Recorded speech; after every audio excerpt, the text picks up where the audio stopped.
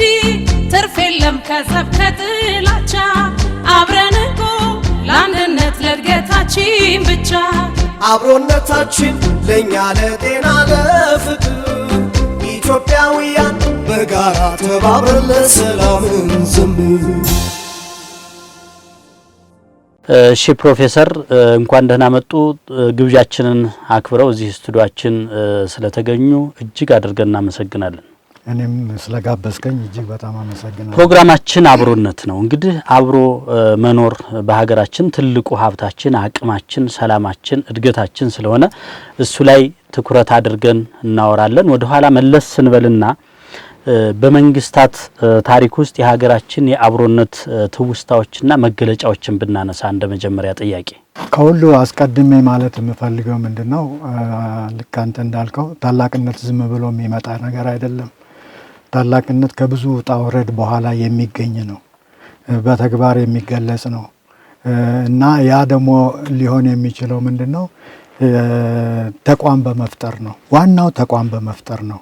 ለምሳሌ መንግስት ተቋም ነው፣ የሃይማኖት ድርጅቶች ተቋማት ናቸው፣ ትምህርት ራሱን የቻለ ተቋም ነው እና ተቋም የምትገነባው ደግሞ ለብቻ አይደለም፣ የግለሰብ ስራ አይደለም፣ የህብረት ስራ ነው እና የኛን ታሪክ አንድ በዛ መልክ ልታየው ትችላለህ። ሁለተኛ ደግሞ ያ ታሪክ በጣም ረጅም ታሪክ ነው። ጥንታዊም አለ፣ መካከለኛው ዘመን የሚባልም አለ፣ አሁን ደግሞ ዘመናዊ የሚባል አለ። እንግዲህ በጣም ረጅም ነው ስንል በዛ በረጅም ጊዜ ውስጥ ከትውልድ ትውልድ እየተላለፈኛ ጋር ይደረሰ አለ። ጥሩም ነገር አለ፣ መጥፎም ነገር አለ እና ዋናው ቁም ነገር ምንድነው? እነዛን እየተረዳህ ወደፊት ትገሰግሳለህ። ታሪክ ሂደት ነው፣ ፕሮግሬስ ነው፣ ወደፊት የሚሄድ ነው እንጂ ወደ ኋላ አትመለስም። ታሪክን የምትጠቀምበት ከዛ ከታሪክ ምን ተምሬያለሁ፣ ምን ተገንዝቤያለሁ ብለህ የራስህን ለማሻሻል የወደፊቱን ደግሞ ጥለህ የምትሄደውን ተገንዝበህ የምትሰጠው ነገር ነው እና ይሄን ካልኩ ዘንዳ እንግዲህ አሁን የሀገራችን ትልቁ ችግራችን ምንድነው? ይሄ አንደኛ ታሪካችን ረጅም መሆኑን አለመረዳታችን፣ ሁለተኛ ያ ረጅም ታሪክ በጣም የተሳሰረ ኮምፕሌክስ ይሉታል ፈረኞች በእንግሊዘኛ ቃል የሆነ ስለሆነ ከዛ ውስጥ አንዷን ብቻ ቁንጽል አድርገህ አውጥተህ እሷን ደጋግመህ በምትናገርበት ጊዜ ያ ታሪክ እንግዲህ ይዛባል ማለት ነው፣ ወይም ደግሞ በትክክለኛ መንገድ አልተላለፈም ማለት ነው። በዛ በሚሆንበት ነው እንጂ አሁን አንተ እንዳልከው ይሄ አብሮነት ለምሳሌ የብዝሃን መገለጫ ነው። አብሮነት ሲባል የተለያዩ ህዝቦች ምናልባት የተለያየ ሃይማኖት ሊኖራቸው ይችላል፣ የተለያየ ቋንቋ ሊኖራቸው ይችላል፣ ግን አንድ ምክንያት ሊኖር ይችላል የሚያገናኛቸው። ወይም ለምሳሌ የሚሰሩት ለምሳሌ እርሻን በምትወስድበት ጊዜ የኛ ትንሽ ከምዕራብ አፍሪካ ለየት የሚያደርገው ምንድነው? የኛን እርሻ የጥንቱን ነው የማወራው። የኛ እርሻ ምንድነው? ማረስ እኛ ጋር ነው ያለው። በበሬ ጠምዶ ማረስ ያለው እኛ አካባቢ ነው። የኛ አካባቢ ህዝብ ነው የጀመረው እሱን እና ያ ደግሞ ደንበኛ የአብሮነት መገለጫ ነው። ምክንያቱም አንተ ለምሳሌ አንድ በሬ ብቻ ካለህ ሌላ በሬ ከጎረቤትህ መዋስ አለብህ። ያ ጎረቤትህ ምናልባት ካንተ ጋራ በሃይማኖት ሊገናኝ ይችላል፣ ላይገናኝ ይችላል፣ በቋንቋ ሊገናኝ ይችላል፣ ላይገናኝ ይችላል፣ ግን በዛ ሙያ ምክንያት ልትተሳሰር ትችላለህ ማለት ነው። አንተ ከሱ አንድ ነገር ከወሰድክ በሚቀጥለው ሌላ ነገር እየወሰድክ እንደዛ የመተሳሰር ነገር አለ። የኛ ረጅም ታሪክ ደግሞ የሚያሳየን ምንድነው? ህዝብ አንድ ቦታ ተመስርቶ የቆየ አይደለም። እንቅስቃሴ አለ፣ ሙቭመንት አለ፣ ከአንድ ቦታ ወደ ሌላ ቦታ መሄድ አለ። እንግዲህ ከአንድ ቦታ ወደ ሌላ ቦታ ለመሄድ የሚመጡት ምክንያቶች ምንድናቸው? በምን ምክንያት ነው ብለን በምንጠይቅበት ጊዜ ያም ምክንያት ሊያመጣው የሚችለው ውስጥ ያለ የእርስ በርስ ግጭት ሊሆን ይችላል፣ ወይም ደግሞ ከውጭ የመጣ ጠላት ሊሆን ይችላል። ከውጭ የመጣ ጠላትን ለመመከት እንደውም የኛ የአብሮነት ሌላው ዋናው መገለጫ ምንድነው? ከውጭ ጠላት በሚመጣበት ጊዜ የኛ ኢትዮጵያውያን የሚባሉ እንግዲህ ኢትዮጵያውያን ብዙ ሃይማኖት ያላቸው ብዙ ቋንቋ ያላቸው ናቸው። እነሱ ያላቸው ልዩነት ወደ ጎን አድርገው ያንን የውጭ ጠላት ለመመከት መቻላቸው፣ ለማሸነፍ መቻላቸው፣ ከዛ ውስጥ ደግሞ የጀግንነት ባህል ተመስርቶ ከትውልድ እየተላለፈ እኛ ድረስ መድረሱ እና ያ መገለጫችን ይሆናል ማለት ነው። ታሪካችን ከነገስታት ወይም ከመንግስታት ታሪክ ጋር ስለሚቃኝ የህዝቦች መስተጋብራዊ አኗኗር ብዙም ጎልቶ አይታይም። እርስዎ እንደ ባለሙያ እዚህ ላይ ምን ይላሉ? ህዝብ አለመሪ አይኖርም እና እርግጥ መሪዎች ስህተት ሊሰሩ ይችላሉ፣ ሊያጠፉ ይችላሉ፣ ጨካኝ ሊሆኑ ይችላሉ። ያንን እንትን ማለት አይደለም። ግን ህዝብ አለመሪ ሊኖር አይችልም። ዋና ቁም ነገር ምንድነው? ያ መሪ አስተዋይ ነው፣ ብልህ ነው፣ ተራማጅ ነው፣ ለወገኑ ተቆርቋሪ ነው፣ ሀገሩን ለማሳደግ የሰራ ነው። እንግዲህ ያው ታሪክ ስንመረምር የምናገኘው እሱን ነው። ያልሰራ አለ፣ የሰራ አለ። ያ የሰራው እየተመሰገነ በራሱ ዘመን ብቻ ሳይሆን ከዛም አልፎ በሌላው ዘመን ስሙ ሲታወስ ይኖራል፣ ሲመሰገን ይኖራል፣ ስመጥር ሆኖ ይገኛል። ያን ጊዜ የሱ ጥሩነትና የሱ ታላቅነት ከማን ጋር ነው አብሮ የሚገለጸው? ከህዝቡ ጋር ነው። እና እርግጥ እንዳልከው በተለይ የፖለቲካ ታሪክ ትኩረቱ ነገስታት ላይ ሊሆን ይችላል። ግን መጠንቀቅ አለብን። ምክንያቱም እነዛ ነገስታት የህዝብ ናቸው። ወደኋላ በጣም ወደኋላ ሄደን ብንመለስና የአክሱምን ታሪክ በምናይበት ጊዜ ዘመነ አክሱም የሚባለው የጥንት የኢትዮጵያ ታሪክ እዛ በምናይበት ጊዜ ምንድነው የሚሉት? ደብዳቤ ሲጻጻፉ በዛም ዘመን ይሁን በመካከለኛው ዘመን ይሁን የእኛ መሪዎች ከውጭ መሪዎች ጋር ደብዳቤ ሲጻጻፉ ምን ብለው ነው? እንደምነህ ደህና ነው ወይ? እኔና ህዝቤ ደህና ነን ብለው ነው የሚገልጹት። እኔና ሰራዊቴ ደህና ነን። እና ያ ንጉስ ራሱን አይደንቲፋይ የሚያደርገው ከህዝቡ ጋር ነው፣ ከሰራዊቱ ጋር ነው። እነዛ የተቀናጀ ከሆነና ጥሩ ከሆነ ብዙ መሻሻሎችን ታያለ፣ ብዙ ስራዎችን ታያለ። በዛን ዘመን ገሌ እኮ ይሄን ተቋም ቅድም እንዳልኩ ተቋም ገንብቶ አልፏል ይባላል። እና ያንን ደግሞ ኃላፊነቱን የሚያየው ያ ንጉስ ለብቻ ሆኖ አይደለም። ንጉስ ለብቻው ንጉስ ሊሆን አይችልም። ህዝብ መኖር አለበት። እና እዚህ ላይ ጥንቃቄ ማድረግ ያለብን ይመስለኛል። እና ይሄ ለምሳሌ የኢትዮጵያ ታሪክ የነገስታት ታሪክ ብቻ ነው፣ የነሱ ክሮኒክለርስ ቤተ መንግስት የተቀመጡ ስለነሱ ብቻ ነው የሚጽፉት፣ ሌላ ነገር አይጻፍም አይተረክም የሚለው በአንድ በኩል ትክክል ሲሆን ያ ንጉስ ግን ራሱን የሚያየው እንደ ተነጥላ እንደ ግለሰብ ሳይሆን እንደ ህዝብ ነው። እና እቺን ነገር ሁልጊዜ ግንዛቤያችን ውስጥ መጨመር ያለብን ይመስለኛል። ያኔ የነበረው የኢትዮጵያዊነት ስነ ልቦና ስነ ምግባር ምን ይመስል ነበር? እሱን ብናነሳ በጣም ጥሩ። እንግዲህ እንዳሁኑ አማራ፣ ኦሮሞ ምናምን ተባብለን አልተከፋፈልንም ያኔ። እና ግን አሁን ለምሳሌ ማረጋገጫው ምን መሰለ? አሁን ለምሳሌ አጼ ይዛናን እንውሰድ። አጼ ይዛና በአራተኛው ምዕተ ዓመት የነገሱ ንጉስ ናቸው። እና የእሳቸውን ከታሪክ አንጻር ማለቴ ነው፣ ከታሪክ አንጻር በምታይበት ጊዜ የእሳቸው በዘመናቸው ያደረጉትን ድርጊት በድንጋይ ላይ አስቀርጸው ነው ያለፉት። እና እነዛ በድንጋይ ላይ የተቀረጸው ሪፖርት አለ አሁንም። እና ማንኛውም ሰው ያንን ለመመርመር ይችላል። እና እሳቸው አሁን ለምሳሌ ዘመቻ በሚያካሄዱበት ጊዜ እኔ ባሲሊየስ የሚል በእንትን ግሪክም ቋንቋ የሚችሉ ነበሩ የድሮ ነገስታት። ባሲሊየስ ማለት ንጉስ፣ እኔ ንጉስ ከህዝቤ ጋር ሆኜ ህዝቤና ሰራዊት ያን ጊዜ እንትናት ተዛማጅ ቃል ነበረ። በዚህ ቦታ በዚህ ቦታ በዚህ ቦታ በዚህ ቦታ ሁሉ ሄጄ አሸንፌ ተመልሻለሁ ብለው ይላሉ። እና ይህም በሚሉበት ጊዜ ያ ኢንዲኬት የሚያደርግህ ለአንተ ምንድን ነው? በዛን ጊዜም ብዝሃንነት መኖሩ፣ ብዙ የተለያዩ ህዝቦች መኖራቸው፣ እንግዲህ በቋንቋ ሊለያዩ ይችላሉ፣ በሃይማኖትም ሊለያዩ ይችላሉ።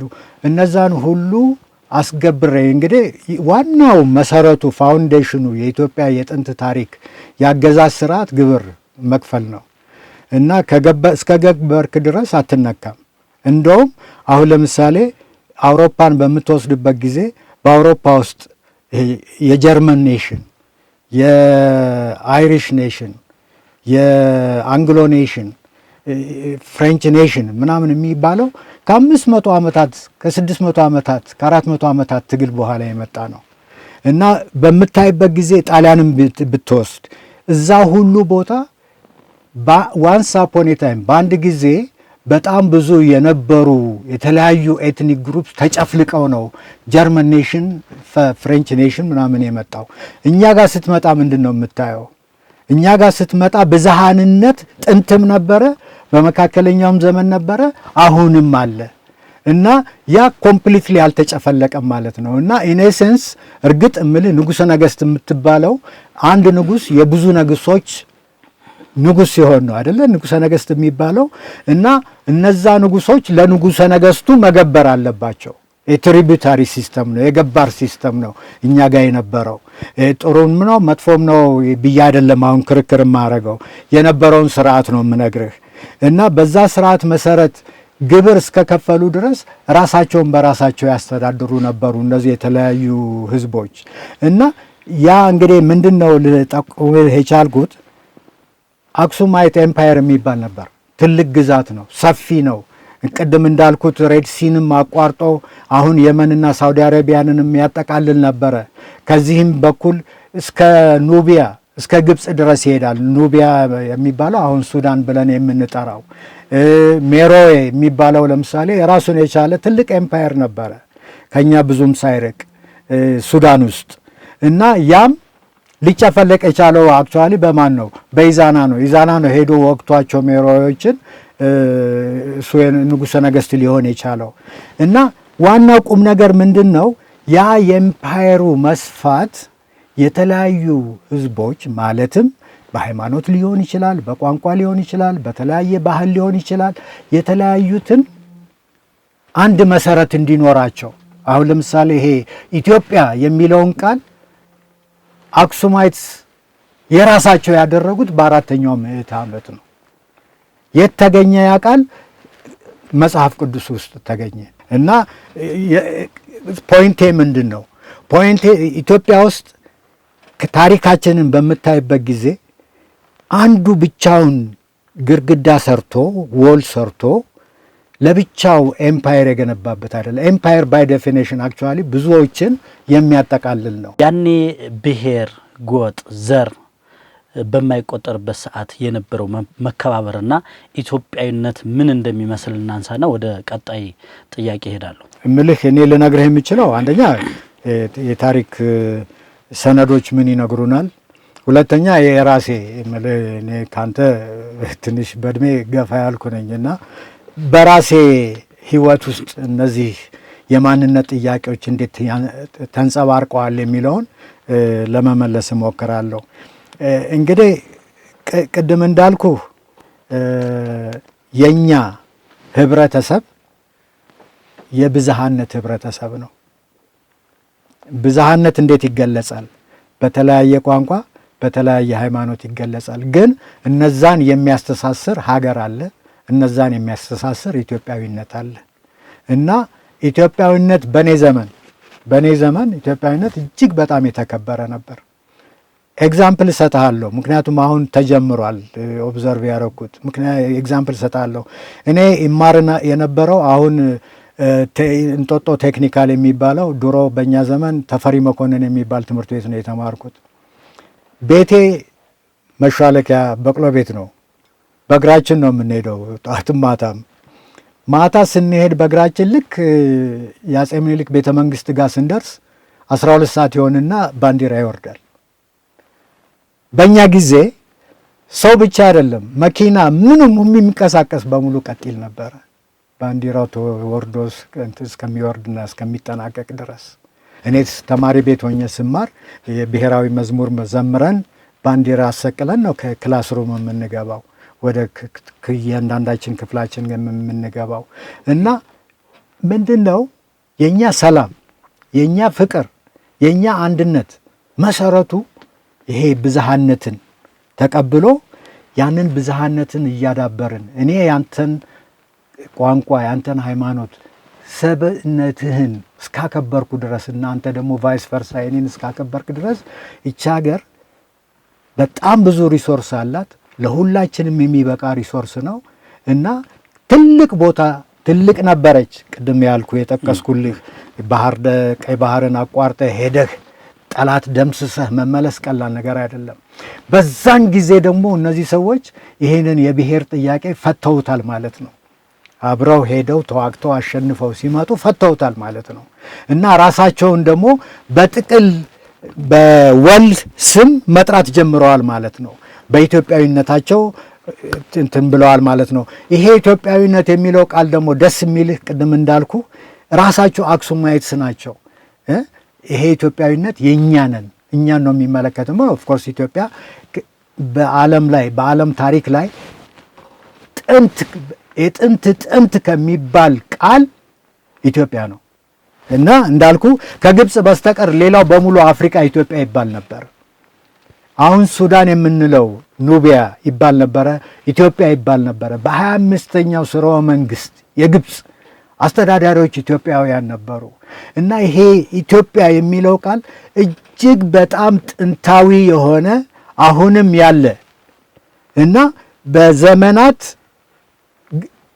የያዛቸው ምስጢሮች ያልጠፉ ያልተሸረሸሩ እምልህ እኔ አሁን በዘመናት ስል 17ኛውና 18ኛው ምዕተ ዓመታት በምትሄድበት ጊዜ አፍሪካን አሜሪካንስ ጋር ብትሄድ፣ ጃሜካንስ ጋር ብትሄድ፣ ደቡብ አፍሪካኖች ጋር ብትሄድ፣ ናይጄሪያኖች ጋር በምትሄድ ኢትዮጵያኒዝም ብለው ከመጽሐፍ ቅዱስ ላይ ከ40 እስከ 60 ጥቅሶች አሉ ስለ ኢትዮጵያ ከ40 እስከ 60 እዛ ላይ እንግዲህ በዛ ዘመን ይሄ ኢትዮጵያ የሚለው በጣም ገናና ከመሆኑ የተነሳ እንዳልኩ ከ40 እስከ 60 ጊዜ ተጠቅሷል። ያንን በመጠቀም ነው ኢትዮጵያኒዝም አሁን ለምሳሌ ቴዎሎጂ ኦፍ ሊበሬሽን ይባላል። የነጻነት እንትን መለኮት ተብሎ ይታያል። ለምን? ምክንያቱም ይሄ ኢትዮጵያውያን እንግዲህ ግሪኮችም እንትን ብትሄድ ወደ ግሪክ ዘመን ወደ ሮማን ዘመን ብትሄድ ከዛም በኋላ ያሉትን ዘመናት በምትሄድ በሁሉም ጊዜ የነበረ እጅግ የሚያስደንቅ የሚያስገርም ታሪክ ያለው ሕዝብ ጋር የተሳሰረ ነው። እሱን ነው እንግዲህ እኛ የወረስነው እንዳልኩ ከ4ኛው ምዕተ ዓመት ጀምሮ የወረስነው እኛ ነን እና ከዛን ጊዜ ጀምሮ ያለ ነው እና ይሄ ኢትዮጵያዊነት ቅድም እንዳልኩ ኒጌት አያረግም። አንተ ኩራትህ አይደለም ከእናት ከአባት የወረስከው ከሆነና ያ ለምሳሌ ቋንቋ ሊሆን ይችላል፣ ሃይማኖት ሊሆን ይችላል። ያንን ኒጌት አያረግም ኢትዮጵያዊነት እሱንም እንድታቀፍ ነው የሚያደርገው። እርግጥ እንግዲህ ከዘመናት ዘመናት ሊለያዩ ይችላሉ። አንዳንድ ጊዜ አንዳንድ ነገስታት በጣም እንትን ሊሆኑ ይችላሉ። ሰልፍ የራሳቸውን ብቻ ማዳነቅና ሌላውን ማንቋሸሽ ምናምን ሊኖር ይችላል። ቅራኔ ሊኖር ይችላል። ይህንን አለማለት አይደለም። ግን በምታይበት ጊዜ የኛ ማንነት መሰረቱ 100 ዓመት አይደለም፣ 150 ዓመት አይደለም፣ 500 ዓመት አይደለም፣ 3000 4000 ዓመታት በሚገባ በታሪክ ማስመስከሪያ ሊገኝለት የሚችል ነው። በዛ መንፈስ ማየት አለብን እንጂ አሁን ባለንበት ሁኔታ ላይ ብቻ ወይም ደግሞ በላስት 100 years ወይም ደግሞ አጼ ምኒልክ ከነገሱ በኋላ ይሄን አረጉ ብለህ ከዛ ደግሞ ዩዥዋሊ ኢንተርፕሬት ስታረግ ናሮ አርገህንን በጣም ውስን በሆነ መንገድ ኔጌቲቭን ብቻ አውጥቼ ሊካልክ ነው እንግዲህ አሁን ላለው ግጭት ምክንያት የሆነው እንጂ የታሪኩን ስፋትና እርዝማኔ በምትወስድበት ጊዜ እውነቴን ነው የምንፈልጋቸው ሶሉሽኖች ሁሉ እዛ ላይ ሊገኙ እንደሚችሉና ፍላጎታችን ኦፍ ኮርስ ቅድም እንዳልኩ በብዝሃነት ላይ እስከተመሰረተ ድረስ እቺ ሀገር በሰላም በፍቅር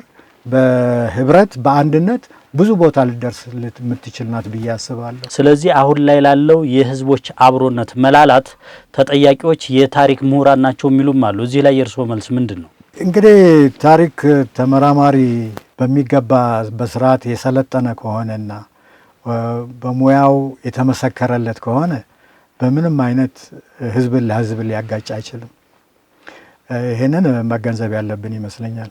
እና እንደምታውቀው የታሪክ ጸሐፊ የታሪክ ባለሙያ ብቻ አይደለም። ሌሎችም ታሪክ ልቦለድ ብለው አሁን ለምሳሌ የቡርቃ ዝምታ የተስፋዬ ገብረአብ መጽሐፍን እንውሰድ እና ተስፋዬ ራሱ ደጋግሞ ነፍሱን ይማርና ደጋግሞ ይሄ ልቦለድ ነው ብሎ ተናግሯል።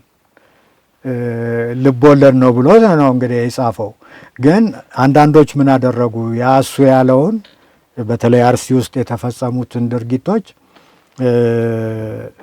እንደ ልብ ወለድ የጻፈውን እንደ እውነት ተወስዶ ተቆጥሮ ሐውልት እንዲሰራ ህዝብ ለህዝብ እንዲጋጭ ብዙ ሙከራ ተደርጓል። እና እኔ የምለው ምን መሰለ እንደ ታሪክ ተመራማሪ አጥፊው ታሪኩን የሚጽፈው አይደለም፣ ወይም ደግሞ አሁን ላለው ችግር ኃላፊነቱን የሚወስደው በሙያው የሰለጠነ የታሪክ ተመራማሪ አይደለም። ለምንድን ነው ይህንን የምለው? አንተ የታሪክ ተመራማሪ ከሆንክና በሙያ የምትጽፍ ከሆነ የምታወጣው ናሬቲቭ ወይም ትርክት እውነት ላይ የተመሰረተ መሆን ያለበት። ኤቪደንስ ያስፈልግሃል። አለ ኤቪደንስ ልትጽፍ አትችልም ታሪክ። ምክንያቱም ታሪክ ሳይንሳዊ ነው እና ከዛ አይደለም የሚመነጨው። ችግሩ ያለው የት መሰለህ? የታሪክ ችግር አይደለም፣ የፖለቲካ ችግር ነው። አገራችን ውስጥ ያለው የርዕዮተ ዓለም ችግር ነው። አሁን ያለው ሁኔታ ምንድን ነው? ፉክቻ አለ፣ የስልጣን ፉክቻ አለ፣ የፖለቲካ ስልጣን ፉክቻ አለ እና እነዛ ፉክቻዎች ናቸው አሁን ያለውን ችግር የሚያንጸባርቁት እንጂ ታሪክ እኔ እንግዲህ እንዳጠናሁት እንደተማርኩት አንደኛ ሁሉንም ፋክቶች አግኝተህ ያንን ትርክት ላታዘጋጅ ትችላለህና በየጊዜው በሚገኙ ኤቪደንሶች ልታሻሽለው ትችላለህ። ለምሳሌ እኔ ሁልጊዜ እላለሁ እምለው ምንድነው ያለው ታሪክ ሁለት አይነት ነው ኢትዮጵያ ውስጥ። አንዱ በጣም የጮኸ ነው፣ አንዱ ደግሞ በጣም ዝም ያለ ነው እና ታሪክን ልታጠፋው አትችልም እና ሰፕሬስ ልታረገው ትችላለህ። እንዳይጻፍ እንዳይወጣ ልታረግ ትችላለህ፣ ሰነዶችን በተለይ የምትቆጣጠር ከሆነ። ግን የዋ ሊደር እንጂ ያ ታሪክ መውጣቱ አይቀርም። ስለዚህ እኔ ሁልጊዜ እላለሁ ያለው ተዛባ መዛባት ሳይሆን አንዱ እዚህ የደረሰ ታሪክ አለው፣ አንዱ ደግሞ ምናልባት ምንም የለም ወይም ደግሞ በጣም አነስተኛ ታሪክ አለው። በሚገባ በስርዓት ተጠንቶ አልተጻፈበትም ማለት ነው። ኤግዛምፕል እሰጥሃለሁ። እኔ ብዙ ዓመት አሜሪካን ሀገር ኖሬያለሁ እና ታሪክ ደግሞ ሳጠና ትኩረት ያረኩት የአፍሪካን አሜሪካውያንን ታሪክ ነበረ ትኩረት ያረኩት እና የእሱ ክላሲካል ኤግዛምፕል እሰጥሃለሁ። አሁን እሱ ለምሳሌ እስከ ልትል ትችላለህ እስከ 1950 ድረስ ታሪክ የሚባለው የአሜሪካ ታሪክ የነጩ ታሪክ ብቻ ነበር። ከዛ ምን ሆነ?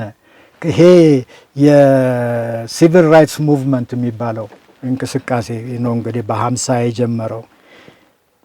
ጥቁር አሜሪካኖች ኢቨን ፕሮሚነንት የሚባለው እንደ ሃርቫርድ ዩኒቨርሲቲ እንደ ፕሪንስተን እነዚህ ትልልቅ ዩኒቨርሲቲዎች ውስጥ ሁሉ መግባት ቻሉ።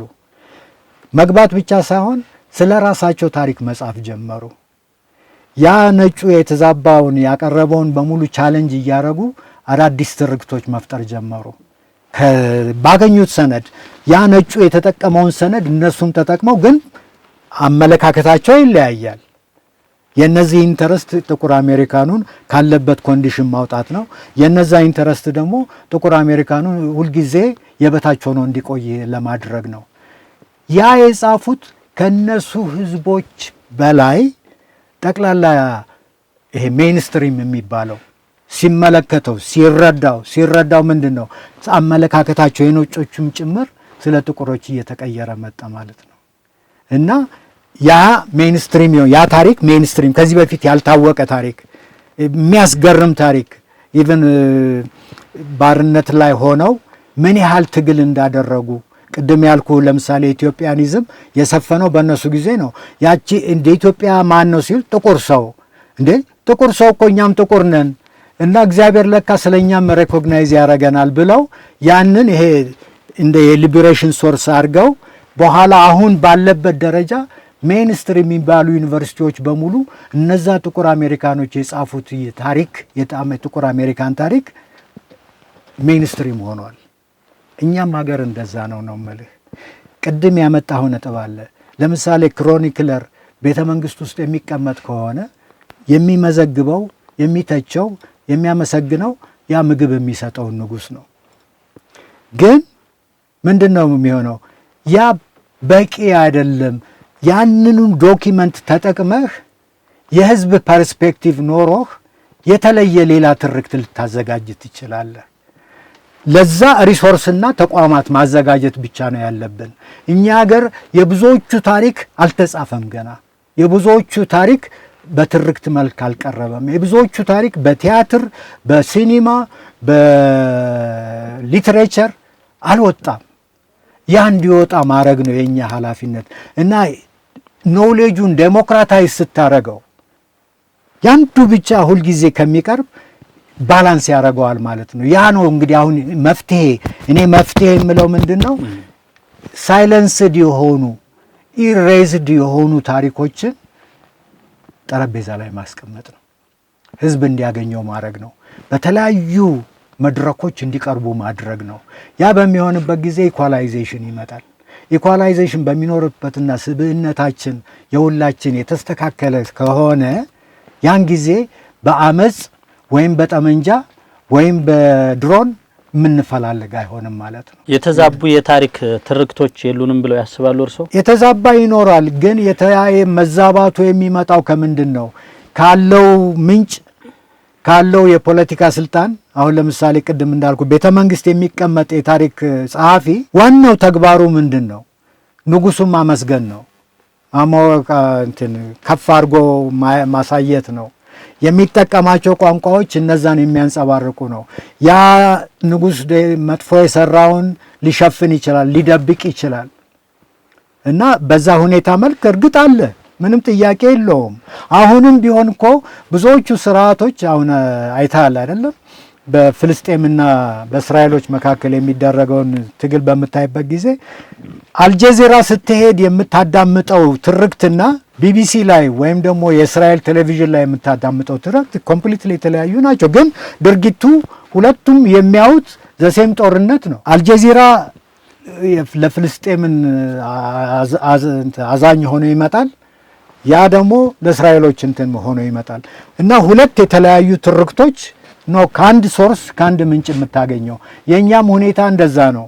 የተዛቡ ነበሩ። የተዛቡማ ባይኖሩ ኖሮና ለግል ጥቅማቸው አንዳንድ ባለስልጣኖች ለግል ጥቅማቸው ሲሉ ነገሮችን ባዛቡ ኖሮ እንዴ እኛ እኮ አትሊስት አውሮፓን ፎርጌት አርግ እንደነ ታይላንድ፣ እንደነ ማሌዥያ፣ እንደነ ኢንዶኔዥያ፣ እንደነ ደቡብ ኮሪያ የለማን ሀገሮች እንሆን ነበረ። የአድዋ ድልን ብንወስድ የሁሉም ኢትዮጵያዊ ታሪክ ነው አይደለ? ይሄ የጋራ ታሪካችን ነው። ይሄን ታሪክ እኮ የኔ ነው ተብሎ የመጓተት ነገርም መጥቷል አሁን ላይ። ስለዚህ እንዲህ አይነት ነገሮች የሚመጡት በፖለቲከኛው የሚምጣ በሌላው በኢሊቱ በአክቲቪስቱ የሚምጣ በምኑም የሚምጣ እናንተ ልክ እርስዎ እንደሚሉት የተጠናከረ ተቋም ካለ ይሄኛው በዚህ ነው ትክክል አይደላችሁም፣ ትክክለኛ ታሪካችን ይሄ ነው፣ የኢትዮጵያውያን የጋራ ታሪካችን ነው፣ ስለዚህ እርስ በርስ የሚያጣላን የሚያጋጨን ነገር መኖር የለበትም ብላችሁ እናንተ ወጥታችሁ ተናግራችኋል ወይ? በጣም ጥሩ። አክቹአሊ ስለ አድዋ እኔ ብዙ ጽፌያለሁ። ኢንተርኔት ገብተህ ቼክ ልታረግ ትችላለህ። እና ደግሞ መጽሐፍ ብቻ ሳይሆን ሙግት ስለ አይደለም በየአመቱ አድዋ ሲከበር ጉባኤዎች አሉ እና በዛ ጉባኤዎች ላይ እነዚህ የታሪክ ምሁራን ያልኩ አይደለም ሀቀኛው እውነተኛው ታሪክ ምንድነው ብለው ሳይፈሩ፣ ምክንያቱም እኔ አይቼዋለሁ በተለይ እዚህ ከመጣው ወዲህ አድዋ በመጣ ቁጥር የሚኒሊክ ፎቶግራፍ እንዲጠፋ የሚኒሊክ ኢሜጅ እንዲጠፋ ብዙ ነገሮችን ታያለህ እና እውነቴን ነው የታሪክ ባለሙያ ያንን ስራ ለመስራት አይደለም ችግሩ። ቅድም ያልኩ ነጥብ አለ። ያንን ያመጣው የርዕዮተ ዓለም ጉዳይ የፖለቲካ ሽኩቻ ጉዳይ ነው እና አንዳንዶቹ ታርጌት የሚያደርጉት አሁን ለምሳሌ እንግዲህ አንተ ታሪክ ተመራማሪ ከሆንክ አድዋ ላይ ምን ተደረገ ብለህ ጠይቃለህ። ምክንያቱም ታሪክ ማለት ምን ተደረገ ነው። ከዛ በኋላ ደግሞ ስለተደረገው ምን ተባለ ነው። በቃ ሌላ ሚስጥር የለውም። አድዋ ላይ አጼ ሚኒሊክ የመሩት ጦር የጣሊያንን ጦር አሸንፎ ድል አደረገ ትላለህ። ይሄ የፈለከው አቋም ቢኖርህ የፈለከው ሚኒሊክ ጥላቻ ቢኖርህ የማይፋቅ ሀቅ ነው። በቃ ይሄ ሊቀየር አይችልም። ትላንት በነበረ ከ100 ዓመት በፊት በነበረ ኖረን ባላየነው ታሪክ እኛ እርስ በርስ እየተገዳደልን እርስ በርስ እየተረጋገምን መኖር አለብን ወይ? የለብንም። እሱ እኮ ነው የምልህ። እኔ አሁን በየዓመቱ አድዋ ይሄን ነበረ እና ከሁሉ በጣም የሚያስደንቅህ ነገር አድዋ ላይ ምንድነው በጦርነቱ ያለቁት እስከ 8000 ይገመታል እንግዲህ ከኛ ሳይድ ያለቀው እና የተቀበሩት ቦታ አንድ ላይ ነው። አንድ ቦታ ነው እንግዲህ አሁን አጥንታቸው ተሰብስቦ ያለው። አሁን ያንን አጥንት ሄደህ ይሄ ኦሮሞ ነው ይሄ አማራ ነው ብለህ ትከፋፍለው አትችልም። ዘ ቬሪ ኤሰንስ ኢትዮጵያዊነታችንን ያስመሰከረ እንግዲህ ያ ነው። አብረው የተዋጉ የእያንዳንዱ አሁን ቅድም እንዳልኩ የኛ ኃላፊነት ምንድነው? እዛ የወደቀው አጥንት የያዘው ትርክት ምንድነው? የያዘው ታሪክ ምንድነው ብለን የነሱን ጉልህ አስተዋጽኦ ሁላችንም ተገንዝበን ተከባብረን ተፈቃቅረን አንድ ላይ አንድ ሀገር ማሳደግ ነው እንጂ ለመለያ ልታረገው አትችልም አለ ፈጽሞ ልታረገው አትችልም። እና እነዛ ሐቆች ናቸው ገቨርኒንግ ፕሪንሲፕልስ ወይም ደግሞ መርህ መሆን ያለባቸው ለኔና ላንተ። የኛ ቱሜ የእውቀት እጦትና የእውቀት ባዶነት ያመጣው ችግር ነው። ይሄ እንዳልከው በተለይ በአሁኑ ጊዜ ቶሎ በትንሽ ነገር አንተን መሆን በዚህ ሳይድ ወይ በዛ ሳይድ መሰለፍ፣ መፋጨት፣ መጋጨት፣ መፈናቀል ይሄ ሁሉ የመጣው በእውቀት እጦት ነው እንጂ በእውቀት እንትን አይመስለኝም። እውቀቱ ኖሮ አይመስለኝም። እና እኛ ብዙ ኃላፊነት አለብን፣ ብዙ የሚሰራ ስራ አለብን። ቀል እንዳልኩ ነው ያ ከጥንት ጀምሮ ያለው ቀላል ነገር አይደለም። ግን አት ዘ ሴም ታይም ደግሞ እንዳልኩ አንዳንድ ጊዜ የፖለቲካው ችግር የርዕዮተ ዓለሙ ችግር ነው እንደ ታሪክ ችግር የሚታየው እና ታሪክን እንትን ቶሎ ብሎ ዳኝነት ለማሳለፍ የሚሞከረው እንደው አሁን ያለንበት ወቅት ዘመን አልፎ እኛ ኢትዮጵያውያን እንደ ኢትዮጵያ አንድ ሆነን ያለፉ ታሪኮቻችን ጥሩ የሚሆኑ መጥፎ እነሱን በታሪክነት ይዘናቸው አሁን እንደ ኢትዮጵያ አንድ ሆነን ታላቅ ሀገር ለመፍጠር ከያንዳንዱ ምን ይጠበቃል ይላሉ? ከባድ ጥያቄ ነው የጠየቀኝ። ሁልጊዜ ሁላችንም እየተጨነቀን የምናስበው ጉዳይ ነው። ምክንያቱም በአሁኑ ጊዜ ሀገራችን ያለችበት ሁኔታ እጅግ አስቸጋሪ ነው። እንደው ለዘብ ባለ ቋንቋ ለመናገር እጅግ አስቸጋሪ የሆነ ሁኔታ ላይ ነው ያለ ነው። ቱሚ ሳስበው እኔ ትልቁ ማድረግ ያለብን ምንድነው? እያንዳንዱ ኢትዮጵያዊ ያለውን መብትና ያለውን ኃላፊነት መገንዘብ መቻል ነው። መብት ማለት ምንድነው? እኔ ላንተ አውቅልሃለሁ ካልኩ አንተ ለኔ አውቅልሃለሁ ብለህ እኔን ሳታማክር ለኔ አውቅልሃለሁ ያልከውን ድርጊት ካደረክ ወይስ ቫይስ ቨርሳ ሲቀያየር ችግሮቹ ይባባሳሉ እንጂ መፍትሄ ሊገኝላቸው አይችልም። ስለዚህ ዋናው የመጀመሪያው ማድረግ ያለብን ምንድነው? ይሄ ሀገር የሁላችንም ነው። የመላው ኢትዮጵያውያን ሀገር ነው። ኢትዮጵያውያን ደግሞ ስንል አንዱ ጎጃም ሊሆን ይችላል፣ አንዱ አርባ ምንጭ ሊሆን ይችላል፣ አንዱ ሀረሪ ሊሆን ይችላል። ግን እነዚህ ሰዎች የተቀደሰ መብት እንዳላቸው ያ መብታቸው ደግሞ ለሀገራቸው አስተዋጽኦ የሚያደርጉት ካንተ ወይም ከኔ የሚበልጥም ያላነሰ ሳይሆን እኩል ኮንትሪቢዩት ሊያደርጉ አስተዋጽኦ ሊያደርጉ ይችላሉ ብለን የመቀበል መምተና ኃላፊነት አለብን። ምክንያቱም እኛ ሀገር አዝማሚያው ምንድነው? የኛ ሀገር አዝማሚያው ለምሳሌ 125 ሚሊዮን ህዝብ ያለበት ቦታ ነው ሀገራችን። ከአፍሪካ ሁለተኛ ናት ከናይጄሪያ ቀጥላ። ምንድነው ያለው ሁኔታ? ሁልጊዜ ለኔና ላንተ ጨነቅልሃለሁ አስብልሃለሁ የሚል ሌላ ወይ በኤሊት በምሁር አሁን ለምሳሌ አክቲቪስቶች ቅድም ያልካቸው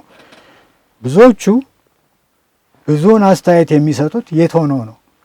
ዋሽንግተን ዲሲ ላይ ሆነው ነው። እርግጥ መሳተፋቸውን መቃወሚያ አይደለም፣ ዶንት ጌት ሚ ሮንግ። ግን ምንድነው ሁልጊዜ አንተ አንድን ነገር ስታስብ እኔ ጎን ያለው ጎረቤቴስ ምንድነው የሚያስበው? ጃን ሜዳ ያለው ጎረቤት ኢትዮጵያዊስ ምንድነው የሚያስበው ብለህ ኤሰንስ ኦፍ ይሄ አሳታፊና አካታች የሆነ ነገር እስካላመጣን ድረስ በጣም አስቸጋሪ ነው የሚሆነው እና እንደኔ ኢትዮጵያኖች መግባባት፣ መመካከር፣ መወያየት ባህላችን መሆኑን ምልህ አሁን ሌላ ውስጥ ልገባ አልችልም፣ ግን በጣም የሰፈነ ትልቁ ትራዲሽናችን እሱ ነው እና ያንን እንደገና ማደስና ለመደማመጥ ለመወያየት የሚያስችለን ኢንቫይሮንመንት መፍጠር ያ ነው አሁን የሌለው። ምክንያቱም አሁን ሁሉም ድሮ ቡና ሲፈላ ከላይ እስከታች ጎረቤቶችን ጠርታ አብረ ነበር የምትጠጣው። አሁን ቡና በየቤቱ ነው። የጎረቤት የሚባለው ነገር ቀርቷል። ያንን መልሰን ማምጣት መቻል አለብን። እንደው ይሄ የመቅረቱ መነሻ ምን ሊሆን ይችላል ፕሮፌሰር? እኔም ብዙ ጊዜ ጥያቄ ነው። እኔም ባደኩበት አካባቢ ሁሉ ጊዜ ላለው ህፃን ሆኜ በየጎረቤት ቤት እያንኳኳው ቡና ጠጡ ስንላላክ ነበር የምናረፍደው የምናመሸውና እነዚህ ነገሮች ደግሞ ኢትዮጵያዊነታችንን ይበልጥ ጉርብትናችንን የሚያጠነክሩ ናቸው። እንደዚህ አይነትና ሌሎች መሰል እሴቶቻችን ለምን ቀሩ? አሁንስ እንዴት ማቆጥቆጥ ይችላሉ ብለው ያስባሉ? አንድ ነገር በጣም ፋውንዴሽን የሆነና ለባህሉ ሲቀር ምን ያህል በዛ ሶሳይቲ ውስጥ በዛ ህብረተሰብ ውስጥ የመደናገጥና የእንትን እንዳለ ይጠቁማል። የመደናገጥ የመረበሽ ሁኔታዎች እንዳሉ ይጠቁማል እና ስቴት ኦፍ ሾክ የሚሉት ያላል። አንዳንድ ጊዜ በጣም በነገሮች እንትን ትልና የመጀመሪያ ላይን ኦፍ መከላከያ ሪትሪት ማድረግ ነው እና ማይ ሴንስ ምንድነው እንደገና ይመጣል። ቅድም እንዳልኩ ነው የባንዲራው ጉዳይ ሲሰቀል ወይም ሲወርድ ይሄ እኮ ሁላችንንም ሪፕሬዘንት የሚያደርግ ትልቅ አርማ ነው፣ ትልቅ ሰንደቅ ዓላማ ነው ብሎ ያ ሰው በራሱ ግንዛቤ አድርጎ ሲቆም በቃ ይሄ ዩኒቨርሳል ግንኙነት ሊያመጣ የሚችል አይደለም።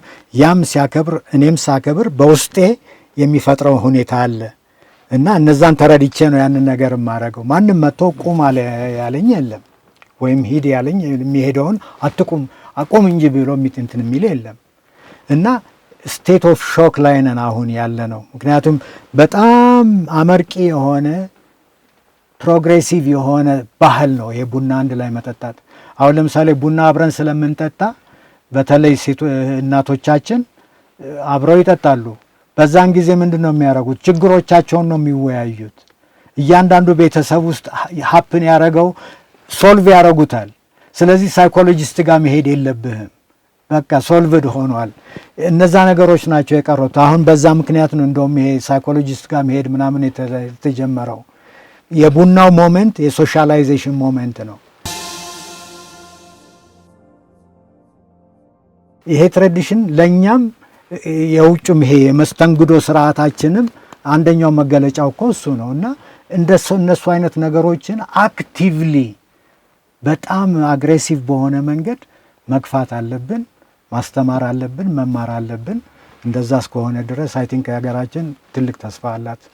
ተመልካቾቻችን ከታሪክ ምሁሩ ከፕሮፌሰር አየለ በኩሬ ጋር ያደረግነው ቆይታ ይሄን ይመስል ነበር። ሳምንት ከሌላ የአብሮነት እንግዳ ጋር እስከምንገናኝ ድረስ ሁላችንም በያለንበት ሰላም ነው።